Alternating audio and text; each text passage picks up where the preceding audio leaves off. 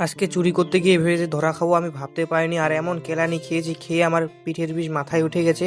চলো বন্ধুরা, তোমাদেরকে বিষয়টা খুলে বলি। ঘটনাটা হয়েছিল কি, বাড়িতে বসে বসে বোর হচ্ছিলাম, তার জন্য ডাইরেক্ট আমি চলে এসে হলদিবাড়িতে একা একা ঘুরতে ঘুরতে, তারপর কিছুক্ষণ হাঁটতে হাঁটতে চলে এসে হলদিবাড়ি প্ল্যাটফর্মে। এখান থেকে কিছু একটা সুন্দর সুন্দর ভিউ নিতে নিতে দেখতেছি আজকে পুরো পরিষ্কার পরিচ্ছন্নতার কাজ চলতেছে। আর তারপর আমি চলে আসি নতুন প্ল্যাটফর্মের উপরে একা একা, তারপর টাইম স্পেন্ড করে তারপর আমি সুন্দর সুন্দর ভিউ দেখলাম। পুরো হলদিবাড়িটা উপর থেকে এত সুন্দর ভিউ আসতেছে বলার বাইরে, মানে দেখে মন ভরে গেল। তারপর একা একা নেমে চলে গেলাম আমি, তারপর প্ল্যাটফর্মে কিছুটা সুন্দর সুন্দর আরো ভিউ দেখলাম। ভিউটা মানে দেখতে অসাধারণ। আর একা একা আসি আজকে, হেঁটে হেঁটে বেড়াচ্ছি।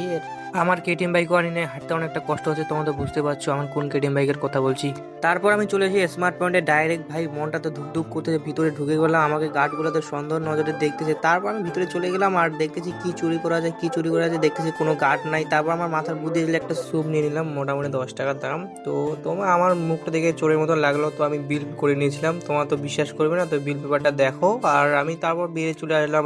ওইখান থেকে হাঁটতে হাঁটতে আমি চলে আসি ডাইরেক্ট হলদিবাড়ি টোটো স্ট্যান্ডের এদিকে। তো বাড়িও তো যেতে লাগবে, আমার বাড়ি এখান থেকে অনেক দূর, অনেকটাই অনেক বলা। তো তোমরা তো জানো আমি আমার প্রতিটা ভিডিওতে আমার নতুন ফলোয়ারের নাম নিই। তো এর আগের ভিডিওতে আমাকে ফলো করেছে মেহবুব, পাপ্পু, রাজীব, আইডিজেড, বেবি কুইন। তোমরাও ফলো করো, তোমাদেরও নাম নিব নেক্সট ভিডিওতে।